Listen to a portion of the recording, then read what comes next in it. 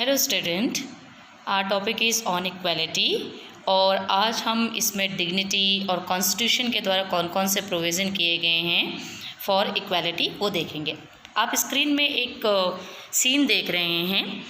यह 1975 में फिल्म दीवार पिक्चर आई थी, उसका एक सीन है। उसमें आप देख रहे होंगे एक बच्चा दो लोगों के बूट को पॉलिश कर रहा है, उनके शू को पॉलिश कर रहा है, लेकिन बाद में वह आदमी उसको फेंक कर पैसे देता है। यानी in the 1975 film Deewaar, a boy who works as a shoeshine refuses to pick up a coin thrown at him. He feels that there is dignity in the work that he does and insists that his fee be given respectfully. ठीक है, आपको समझ आया होगा कि हर काम की अपनी गरिमा है, चाहे वो बूट ही क्यों नहीं पॉलिश कर रहा हो, शू पॉलिश कर रहा हो, लेकिन वो एक काम कर रहा है और उसकी जो पेमेंट होनी चाहिए वो भी पूरे रिस्पेक्टफुल होनी चाहिए, ना कि इस तरह से फेंक कर पैसे देने चाहिए। तो बच्चों, आपको ध्यान रखना है कि कोई भी व्यक्ति अगर कोई काम कर रहा है, आपको उसके साथ एक इक्वल बिहेवियर रखना है, उसको प्रॉपर ट्रीटमेंट देना है, चाहे वो स्वीपर हो, चाहे वो काम वाला हो, डोमेस्टिक वर्कर हो, शू पॉलिश करने वाला हो, कॉबलर वगैरह, तो सबके लिए आपको एक रिस्पेक्टफुल एटीट्यूड हमेशा अपनी लाइफ में रखना है, क्योंकि एवरी इंडिविजुअल हैज़ डिग्निटी। अभी डिग्निटी क्या है? This refers to thinking of oneself and other persons as worthy of respect. कहने का मतलब यह है कि आपको अपने लिए और दूसरे व्यक्ति के लिए सम्मान रखना है और उसको सम्मान के योग्य समझना भी है। I hope you already read chapter or you notice that Om Prakash Balmaki and the Ansari are being treated unequally on the basis of difference of caste and religion. Om Prakash and the Ansaris do not deserve to be treated like this. They deserve the same respect and dignity as everyone else. तो आपने देखा किस तरह से अंसारीज और ओम प्रकाश वाल्मीकि के साथ unequal behaviour हुआ था, बैड ट्रीटमेंट हुआ था, जो बिल्कुल नहीं होना चाहिए। इससे आप बिल्कुल एग्री करेंगे, ठीक है? क्योंकि हर पर्सन की अपनी आइडेंटिटी है, अपनी डिग्निटी है, इंडिविजुअलिटी है।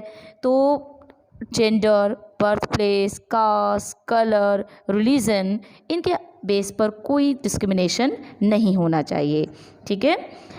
When persons are treated unequally, their dignity is violated, children. So keep a positive attitude towards every citizen, every individual person. This is very important. Now let's see what are the provisions given in our constitution to protect unequal behavior, right?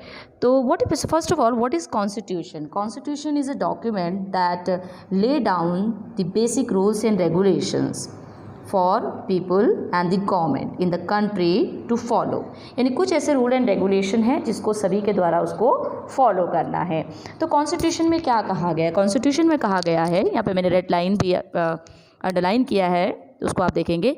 Every individual in the country, including male and female persons from all caste, religion, tribes, educational and economic backgrounds, are recognized as equal. Okay, but it does not mean कि there is no inequality. Inequality exists, लेकिन क्या करना है? इस inequality को भी ख़त्म करना है। यहाँ पे आप क्या देख रहे हो? पार्लियामेंट देख रहे हो, राइट?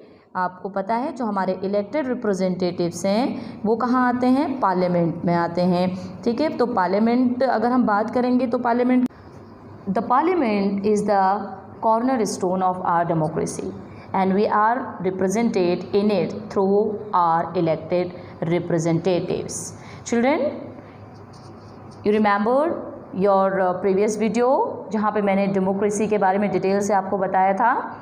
और आपने वो लेक्चर अच्छे से सुना होगा, तो आप समझ सके होंगे कि जो भी हमारे रिप्रेजेंटेटिव्स हैं, जो लीडर्स हैं, जिसको हमने चुना है, और आप लोग भी जब 18 साल के हो जाएंगे you will be eligible for for voting और कास्ट योर वोट। तो इस तरह से जो रिप्रेजेंटेटिव होते हैं वो पार्लियामेंट में आते हैं, और वहाँ पर पार्लियामेंट क्या है, लॉ मेकिंग इंस्टीट्यूशन है जहाँ पे कानून वगैरह बनते हैं। तो ये सारी चीज़ें, इसीलिए इसको कहा गया है cornerstone of our democracy. देखेंगे कि क्या क्या प्रोविजंस कॉन्स्टिट्यूशन में किए गए हैं, क्या क्या इक्वालिटी के इस्टेब्लिशमेंट के लिए प्रोविज़न किए गए हैं। यानी following provisions in the constitution, first that every person is equal before the law. What this means is that every person from the president of the country to kanta or domestic worker, यानी equal before the law, कानून के सामने सब लोग equal हैं, चाहे वो देश के राष्ट्रपति या फिर एक domestic worker he.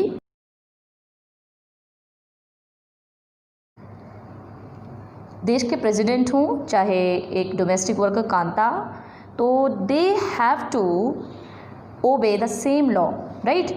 Second, no person can be discriminated against on the basis of their religion, race, caste, place of the birth, or whether they are female or male.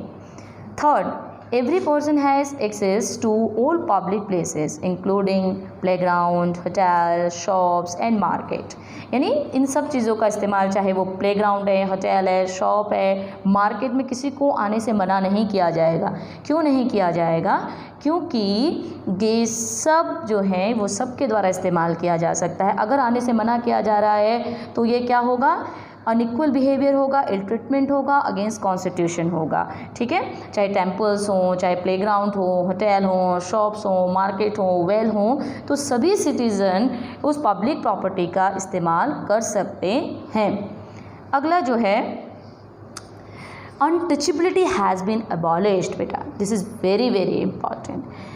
under article of Indian Constitution of 17 यानी संविधान के 17वें अनुच्छेद के द्वारा untouchability यानी जो अस्पृश्यता है, यानी जाति के आधार पर जो भेदभाव किया जाता है, उसको पूरी तरह अबॉलिश्ड किया गया है। अगर इस तरह का डिस्क्रिमिनेशन किया जाता है तो एक पनिशेबल क्राइम यानी दंडनीय अपराध माना जाता है, उसको नहीं फॉलो किया जाएगा।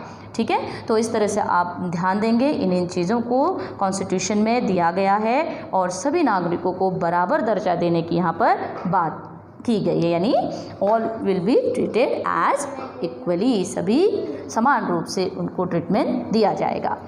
अगला है कि गवर्नमेंट ऐसे कैसे फंक्शनिंग करती है, गवर्नमेंट क्या करती है for the upliftment of the inequality and upliftment of disadvantaged community।